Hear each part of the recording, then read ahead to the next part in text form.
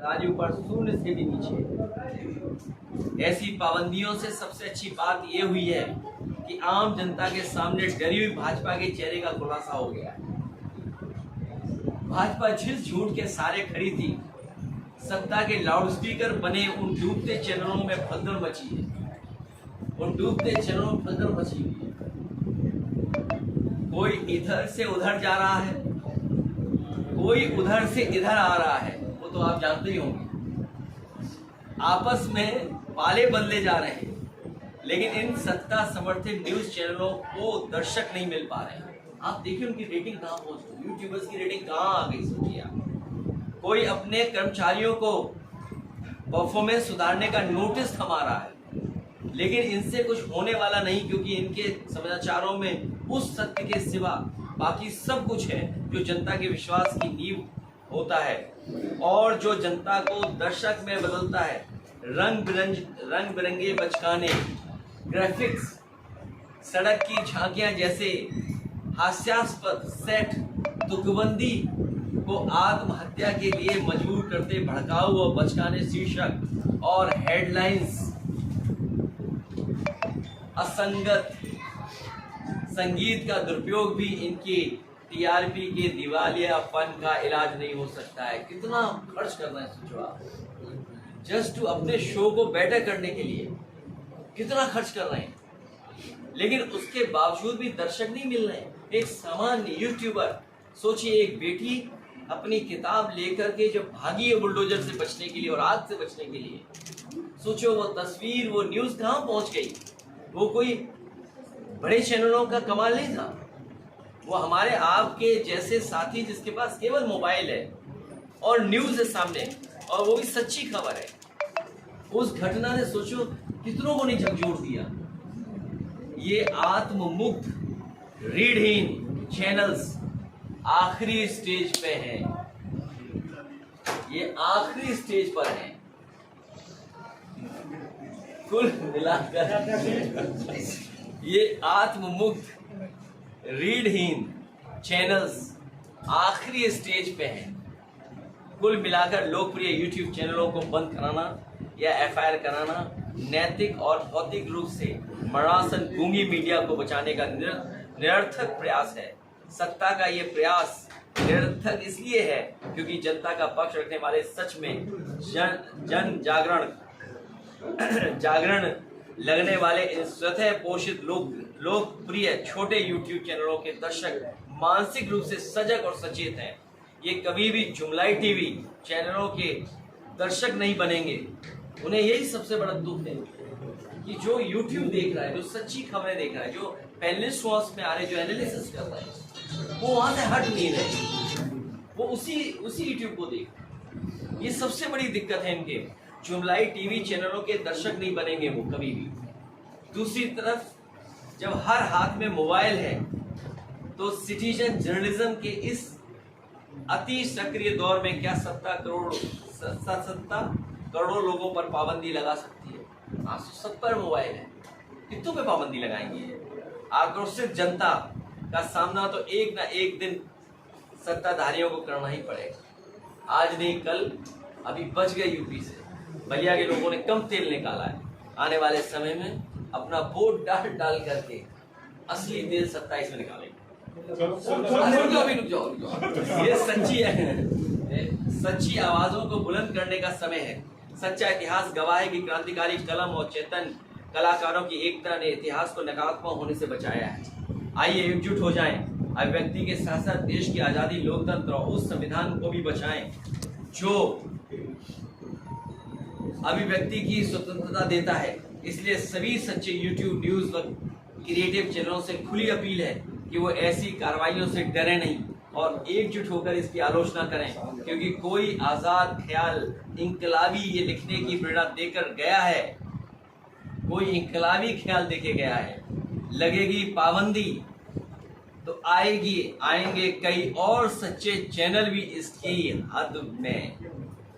लगेगी पाबंदी तो आएंगे कई और सच्चे चैनल्स भी इसकी जद में। यहाँ कोई अकेला चैनल थोड़ी है।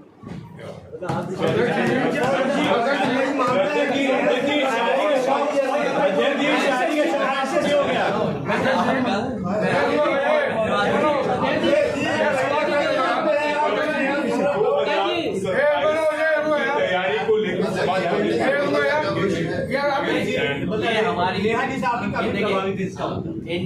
इंडिया गठबंधन पीडीए की रणनीति और लगातार लोगों को अपनी बात पहुंचाना, समाजवादी विकास, ये जो सड़कें बनी हैं एक्सप्रेस वे, देखिए हम समाजवादियों को इस बात की खुशी है कि हम लोगों ने एक विजन दिया, एक सोच दी, एक ऐसा इंफ्रास्ट्रक्चर तैयार करने का काम किया जो सदियों याद किया जाएगा, और ऐसा इंफ्रास्ट्रक्चर बनाया जिसकी नकल आज भारतीय जनता पार्टी कर रही है।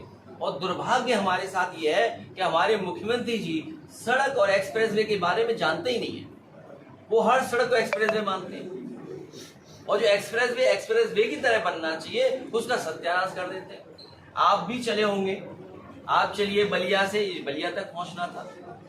मैं अपने बलिया के साथियों से कहूंगा कि अभी तो बन रहा है सड़क, बलिया भी जुड़ रही है, गाजीपुर भी जुड़ेगा। पखनपुरा जो जगह है वहां से 1 इंच एक्सप्रेसवे आगे नहीं बढ़ा। बलिया जुड़ जाता, अभी बलिया कहाँ जुड़ पाया, आगे जुड़ जाता, पटना से जुड़ जाता तो अर्थव्यवस्था कितनी अच्छी होती। अभी मैं कल उनका भाषण सुन रहा था देवरिया का, क्या कह रहे हैं, शामली से गोरखपुर होकर के आसाम को जोड़ेंगे।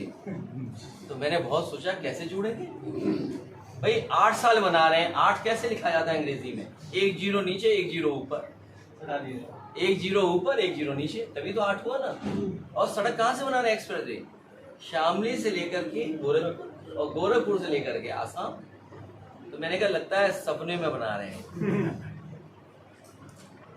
कांग्रेस है संसद का विशेष सत्र आहूत करने की मांग कर रही है, और पहलगाम हमला इतने दिन हो गए, केंद्र सरकार ने जो स्टेप उठाया, क्या आप उससे संतुष्ट हैं? देखिए, आप ये बात मान लीजिए, जैसे यूट्यूबर्स को, कोई गायिका को, किसी पत्रकार पे पाबंदी लगी, भाई जब लोकसभा का सत्र आप बुलाओगे तो लोकसभा के सांसद अपनी बात रखेंगे, देख लेना पाबंदी लग जाएगी, तो कहीं ना कहीं पाबंदी लग जाएगी, पाबंदी लगा देंगे। तो सरकार ये कहे कि भाई जो सांसद लोग सुझाव देंगे, कड़वा सच भी हो तो सरकार स्वीकार करेगी उन विचारों को। और ये तो सरकार के हाथ में है, पूरा सरकार को फैसला लेना है। हम तो विचार ही दे सकते हैं, हम अपनी बात ही तो कह सकते हैं, हम सवाल ही तो पूछ सकते हैं, बाकी तो फैसला सरकार को लेना है। क्या आपसे अगर सलाह लिया जाए तो आप क्या सलाह देंगे? अगर मैं कोई कड़वी सलाह दे दूंगा तो हम पे भी पाबंदी लगा देंगे।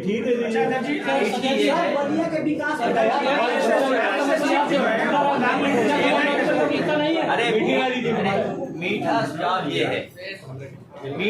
ये है कि अग्निवीर व्यवस्था तुरंत खत्म कर दी जाए।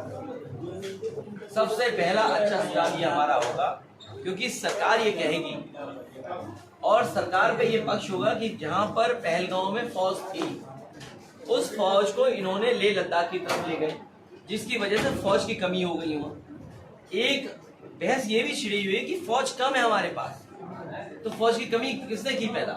तो ये जो हमारा एक सुझाव है, अग्निवीर व्यवस्था तुरंत खत्म करनी चाहिए, और फौज की भर्ती बड़े पैमाने पे, क्योंकि हमारा नौजवान वर्दी पहन करके सीमा की रक्षा करना चाहता है। और इसलिए मैं कहना चाहता हूँ, यूक्रेन और रशिया का वॉर हम देख रहे हैं, 1 लाख से ज्यादा लोग मर चुके हैं, 1 लाख, लगभग 2 लाख लोग, और कितने दिनों से युद्ध चल रहा है।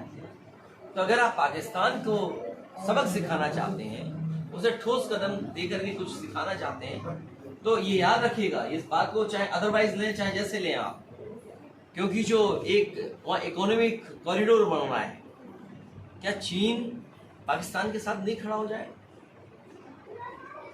हम लोगों ने अक्साई चीन खोया है, हमने तमाम उत्तराखंड के इलाका खोया है, और जिन लोगों को इतिहास पता होगा वॉर का, चाइना के बाद हमारे 4000 फौज के बड़े अधिकारी से लेकर के छोटे तक प्रिजनर्स बना दिए थे उसने। तो इसलिए जो वॉर होता है, वॉर हमेशा अलग अलग चीजें पैदा करता है, बिना तैयारी के कोई चीज नहीं करनी चाहिए। इसलिए जो सुझाव हमें देने थे, हमने अपनी पार्टी की तरफ से, जो सरकार ने और पार्टी मीटिंग बुलाई थी उसमें दे दिया, लेकिन क्योंकि हमारे पत्रकार साथी ने कहा कि आप क्या सुझाव दे सकते हैं, तो मेरा एक ही सुझाव है, क्योंकि जब युद्ध होता है